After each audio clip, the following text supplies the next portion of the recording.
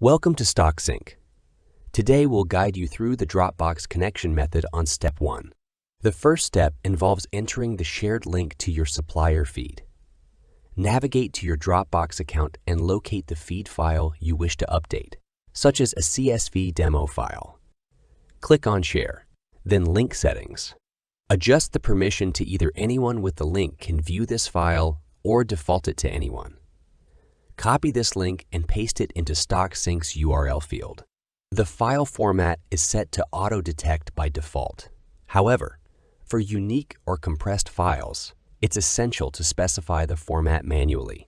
In terms of file encoding, the default usually suffices. But if your feed file uses different encoding, go ahead and adjust this setting. If your feed file starts with a header, don't forget to enable the first row is header option. Once you've made all the necessary selections, simply click next to continue.